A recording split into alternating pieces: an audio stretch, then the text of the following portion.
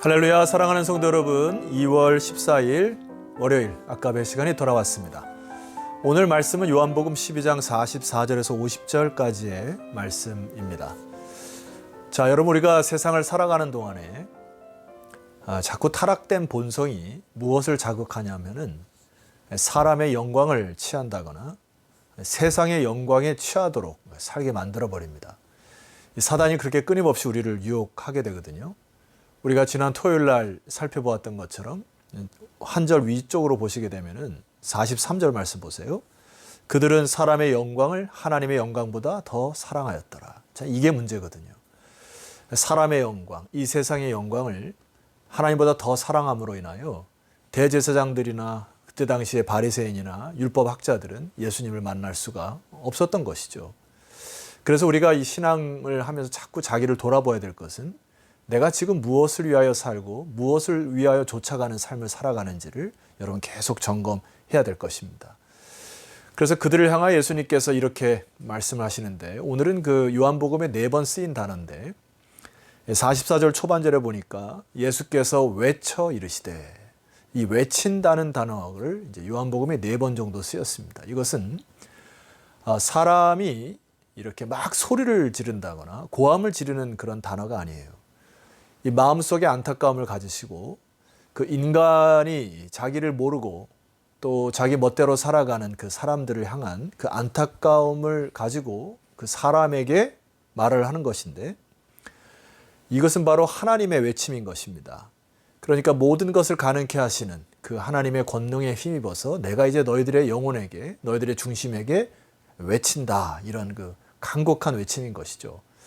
그래서 저와 오늘 여러분들이 주님께서 외치시는 이 4가지 주제에 대해서 깊이 살펴보시고 여러분 가슴속에 새기시기를 소망합니다. 자, 첫 번째는요, 44절 하반절에 보니까 제가 봉독해 올리겠습니다. 이 짧은 구절이지만 굉장히 은혜가 있어요. 여러분이 말씀을 들으면서 아멘으로 화답하시면 감사하겠어요. 나를 믿는 자는 나를 믿는 것이 아니요, 나를 보내신 이를 믿는 것이며 나를 보는 자는 나를 보내신 이를 보는 것이니라. 자, 여기 주님께서 첫 번째 말씀하는 것은 뭐냐면은 나를 통하여 하나님을 보는 것이다, 이거를 말씀하시는 것입니다.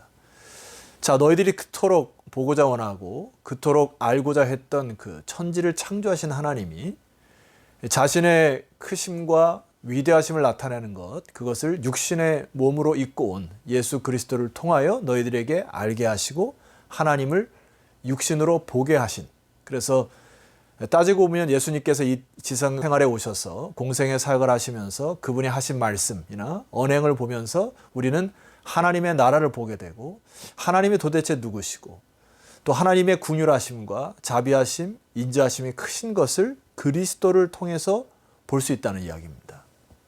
여러분 아멘이시죠? 자, 이 부분은 예수님께서 계속 강조하신 부분인데 요한복음 1장 18절로 올라가시게 되면은 본래 하나님을 본 사람이 없으되 아버지 품속에 있는 독생하신 하나님이 나타내셨느니라.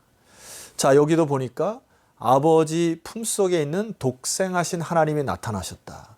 그러니까 아들을 본 자는 하나님을 본 자고 아들을 믿는 자는 하나님을 믿는다는 이 이퀄 형식의 관계가 형성이 되는 것입니다.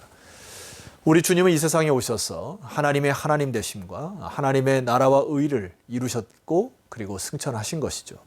자, 이 부분, 이제 이 사명이 바로 교회, 하나님의 백성 위에 있음을 믿으시기를 바라요. 우리는 예수님의 자녀로서 이제 이 사명을 감당해야 하는 것이죠.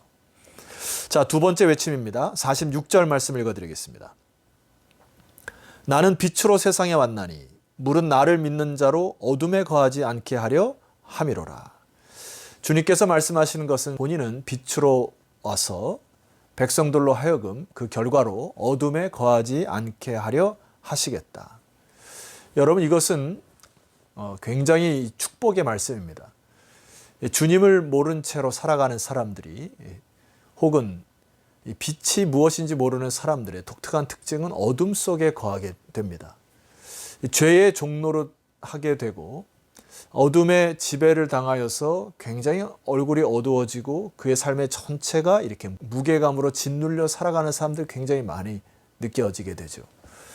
제 주변에도 예수 그리스도의 사랑이나 이 진리를 모르는 사람들이 이 세상에 큰 짐을 지고 참 힘겹게 살아가는 사람들의 이 얼굴들이 잘 떠오릅니다. 여러분, 우리가 그들을 위해서 기도해야 될 것입니다. 그리고 빛을 다시 영접할 수 있도록 여러분 기도하시는 이 시간 되었으면 좋겠고, 결과적으로 이것은 예수를 모르는 자들에게 말씀함과 동시에 예수를 믿고 아는 자들인데도 신앙의 맛을 잃어버린 자들에게 주께서 말씀하세요. 주님 뭐라고 말씀하셨죠? 나는 세상의 빛으로 오셨다. 우리는 주님과의 더 깊은 교제를 통하여서 주님과 함께 새 창조의 역사로, 빛의 역사로 일어나시는 여러분이 되었으면 좋겠습니다. 자, 세 번째입니다. 47절. 사람이 내 말을 듣고 지키지 아니할지라도 내가 그를 심판하지 아니하노라. 내가 온 것은 세상을 심판하려 함이 아니요 세상을 구원하려 함이로라. 예수님의 오신 궁극적 목적은, 세 번째는 세상을 구원하러 오셨다. 자, 그런데 여기 47절 초반절에 보니까 사람이 내 말을 듣고 지키지 아니할지라도 내가 그를 심판하지 아니하노라. 이제 이 구절을 좀 해석을 해야 되는데요. 그때 당시에 유대인들, 바리새인들이 주님의 말씀을 잘 듣고 지키지 않았던 것이죠. 자, 그때 당시에 주님이 그들의 죄를 잠시 유보하겠다라는 말씀이고요. 기회를 또 주시겠다는 의미이고, 또 어떤 이는 이미 심판을 받은 것입니다.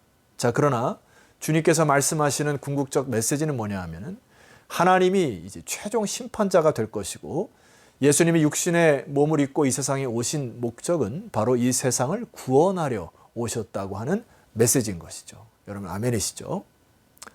자, 마지막입니다. 48절이에요. 나를 저버리고 내 말을 받지 아니하는 자를 심판할 이가 있으니 곧 내가 한 그 말이 마지막 날에 그를 심판하리라. 말을 표현하기가 조금 어렵습니다만은 심판을 받을 자의 조건, 심판을 받을 자의 자격이 주님께서 정확히 말씀하시는 두 가지 내용입니다. 여기 보니까 첫 번째, 나를 저버리고 라고 하는 단어, 이 아데테오라고 하는 단어는 의도적으로 주님을 거부한 것을 얘기합니다. 그러니까 말씀이 들리거나 예수님의 기적을 보고도 의도적으로 그의 마음속에 또 언행 속에 예수님을 거절한 것은 구원받지 못한다 이야기고요. 두 번째, 내 말을 받지 아니하는 자를 심판하겠다 했어요. 여기 받다라고 하는 단어는 데코마이라고 하는 단어인데, 한 구절을 더 설명을 드리면 잘 이해가 쉬울까 생각됩니다. 누가복음 18장 17절 말씀 보니까 내가 진실로 너에게 이르노니 누구든지 하나님의 나라를 어린아이와 같이 받아들이지 않는 자는, 바로 여기 받아들이지 않는 자, 이게 바로 데코마이라는 단어입니다. 결단코 거기 들어가지 못하리라. 자, 받아들인다라고 하는 거 다른 말로 하면 영접하다, 수용하다, 혹은 접수하다 이런 뜻인데, 누가복음 18장 17절의 말씀을 통해 예수님 우리에게 말씀하는 것은 무엇이죠? 하나님의 나라를 이와 같이 어린아이와 같이 순수하게 받아들이지 아니하는 자는 하나님 나라를 들어갈 수 없다. 어떤 계산이나 의미의 어떤 순서를 따지거나 절차를 따지는 것이 아니라, 세상에서 내가 어떤 권세와 권력 이런 모든 거 복잡한 것이 아니라 말씀이 선포될 때 아멘 하고 어린아이 같이 받아들이는 자, 이 단순한 자들, 믿음을 단순하게 받아들이는 자, 그들이 바로 하나님 나라를 차지할 것이라는 것입니다. 요한복음 1장 12절 외우시는 말씀인데요. 영접하는 자, 자 여기도 데코마이라는 단어가 쓰였죠. 곧 그 이름을 믿는 자들에게는 하나님의 자녀가 되는 권세를 주셨으니, 그 중간에 무엇이 삽입될 수 있겠어요? 여러분의 어떤 노력이나 여러분의 의도나 이런 것이 하등 상관이 없고, 영접하는 자, 곧 그 이름을 믿는 자, 성령께 주신 말씀을 거부하지 아니하고 겸허히 주님의 나라를 말씀을 받아들이는 자는 하나님의 자녀가 되는 권세를 주셨다. 여러분, 이 말씀을 네 가지로 주님께서 말씀하신 후에 이렇게 말씀하세요. 49절. 내가 내 자의로 말한 것이 아니요 나를 보내신 아버지께서 내가 말할 것과 이를 것을 친히 명령하여 주셨으니. 50절. 나는 그의 명령이 영생인 줄 아노라. 참 이 부분도 놀라운 말씀인데요. 하나님의 말씀이 들려지는 순간 생명력이 움돋기 시작한다. 그리고 사람으로 하여금은 영원한 생명으로 이끄신다. 그러므로 50절. 내가 이르는 것은 내 아버지께서 내게 말씀하신 그대로니라. 그러니까 예수님이 하나님의 말씀을 잘 받아들여서 저와 여러분에게 생명의 말씀을 전해 주신 것이죠. 자, 마지막으로 여러분에게 드려야 할 말씀이 있어요. 우리가 말씀을 읽고 말씀을 암송하는 것 참 중요하죠. 유대인들이 시편의 말씀을 암송을 참 잘하는데요. 그 중에 한 구절을 좀 선포하고 제가 결론을 내릴까 합니다. 시편 95편 6절. 오라 우리가 굽혀 경배하며 우리를 지으신 여호와 앞에 무릎을 꿇자. 7절. 그는 우리의 하나님이요 우리는 그가 기르시는 백성이며 그의 손이 돌보시는 양이기 때문이라. 너희가 오늘 그의 음성을 듣거든. 8절. 너희는 무리바에서와 같이 또 광야의 마사에서 지냈던 날과 같이 너희 마음을 완악하게 하지 말지어다. 이거를 시편 95편을 유대인들이 굉장히 좋아하는 이제 구절인데 이것을 암송한들 그게 무슨 소용이냐 말입니다. 암송했다는 건 뭐죠? 그 암송한 말씀을 깊이 묵상하고 또 주님의 뜻이 무엇인지 분별하고 그 뜻대로 살아가는 것. 그것이 암송의 효과 아닙니까? 오라 우리가 굽혀 경배하며 우리를 지으신 여호와 앞에 무릎을 꿇자.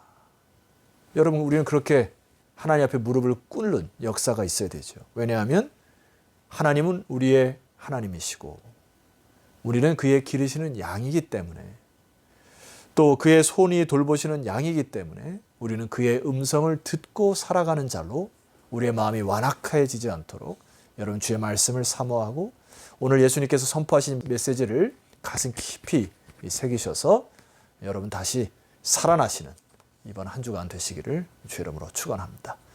기도 드리시겠습니다.